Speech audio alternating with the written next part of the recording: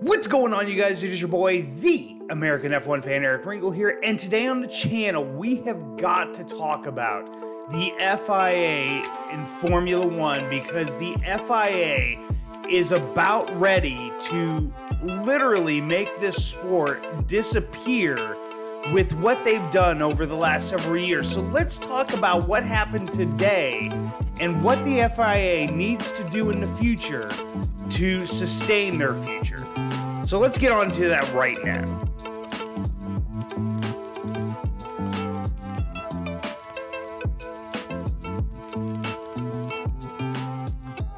So today, if you were watching the Saudi Arabian Grand Prix, you watched as Fernando Alonso at the start of the race took the lead very early on, but you noticed that he got a 5-second penalty, and that 5-second penalty was for lining up outside of the grid box that each driver needs to start within. And let's get it straight. That penalty is totally deserved and is totally understandable. But then he goes and serves his penalty under the safety car.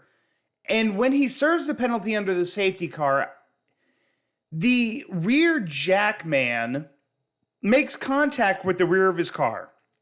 Doesn't jack the car up, doesn't do any work other than to make contact with his car. Now, for the next basically 40 laps of the race, nothing gets brought up, nothing gets said. And even in the FIA regulations, they say if nothing is investigated throughout the race, then it's basically by the end of the race, if nothing's been decided, it's no penalty is going to be declared. But at the end of the race, Fernando Alonso gets investigated for not serving his penalty correctly. Now, we saw this in Bahrain with Esteban Ocon, and now we're seeing it again with Fernando Alonso. Almost 30 minutes after the race, the decision comes down that Fernando Alonso is going to be given a 10-second time penalty for not serving his initial time penalty correctly. Now, this is the second time in 2 races that somebody has been penalized for not serving their penalty correctly, and the Esteban Ocon one was a little bit questionable, but I mean, if you saw close-up pictures, you could see that there was some work being done, like little bits and pieces, there were work being done on the car. But when it came to Fernando Alonso, it was totally different, whereas no work had went on the entire time, except for the rear jack made contact with the LED light system that's on the back of his car. Now, it doesn't jack up the car, it doesn't do anything, but they then penalized him for that. They penalized him 10 seconds for the jack making contact with that light system. And the FIA then comes out, penalizes him 10 seconds.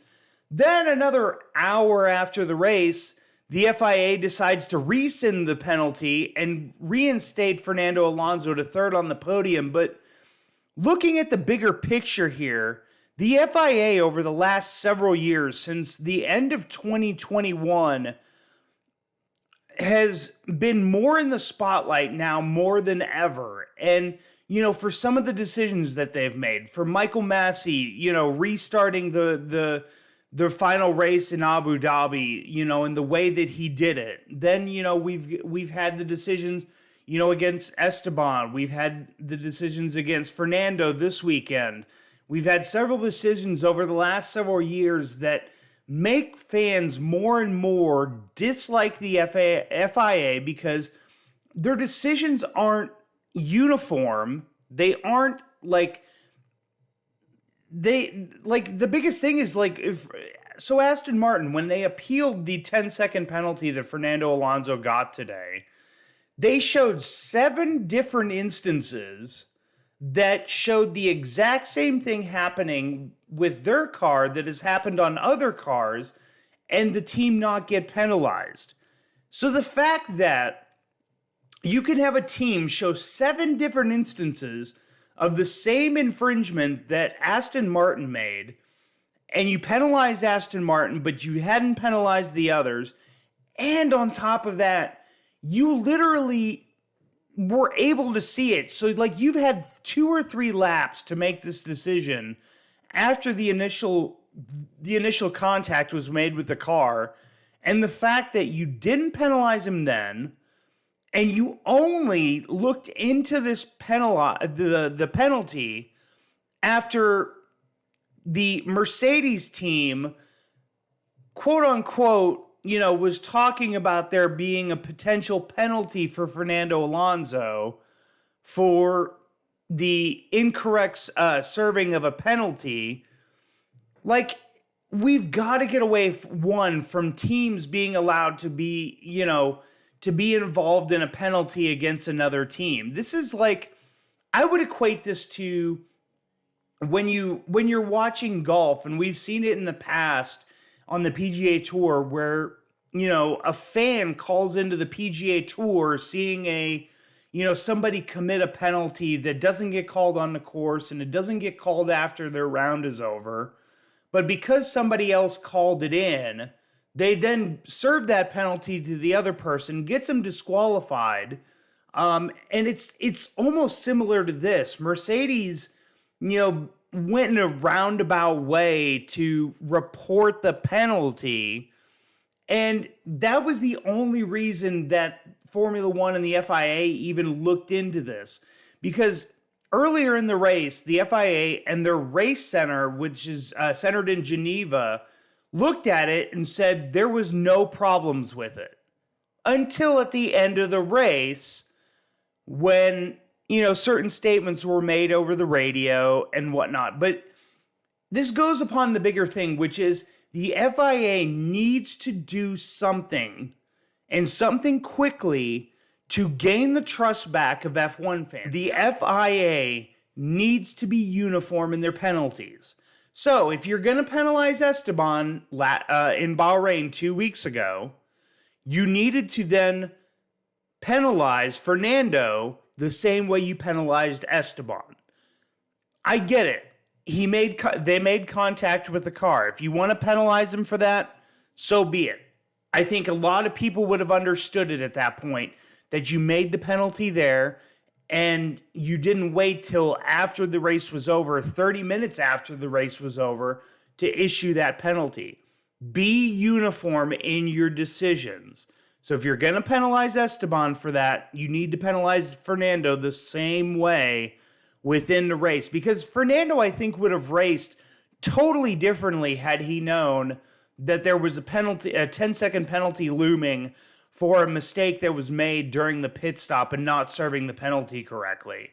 So I think the biggest thing is the FIA needs to uniformly make these penalties. Like, it doesn't need to be a case-by-case basis. Penalize each driver the same way you would any other driver. So I think we need to look at it uniformly and not necessarily look at it from a driver's name point of view. It needs to be uniformed. And if one person's going to get that penalty, we need to penalize each and every person down the line, and make it uniform. And that goes for all penalties, whether it's contact and a racing incident. I think that's why the appeal process is there, is so that teams can appeal a penalty. If they feel like it's unjust, they can appeal it. And, they may win, they may lose their appeal, but let them appeal it. Let's let the appeal process work its course instead of, there's not a problem with this stop. We didn't see a problem, but we saw a problem with that stop, or, vice versa. We saw a problem with that stop, and we see now a problem with Fernando's stop. Like, we need to get it uniform, penalize the same way no matter what, no matter the name, penalize. If teams want to appeal the penalties, so be it. Let them appeal it. Let the board hear it, because there's going to be a decision made by the board. So, if an appeal gets, dismissed, or, an appeal gets rescinded and a penalty gets rescinded, so be it. I would much rather that be the case than wait till, 30 minutes after a race to, make a decision on whether or not a driver deserves a penalty. But guys, let me know what you guys think in the comment section down below. I know that the FIA is really treading on thin ice here, but let me know in the comment section down below what you guys think of the FIA and what you guys thought of the Fernando penalty, non-penalty, like that whole situation. Guys, let me know that in the comment section down below. Guys, as always, slap a like on these videos to push these videos out to more and more Formula One fans. It would greatly mean the world to me if you guys could slap that thumbs up button. And guys, as always, hit that subscribe button if you guys are new to my channel for more daily and weekly Formula One content. We are pumping out so much content. There's more content on the way as soon as it gets unblocked. You know what I'm talking about, Liberty Media and FIA. But there's more and more Formula One content on the way, guys. But guys, thank you so much for watching this video. And guys, for the American F1 fan, I'm Eric Ringel, signing off.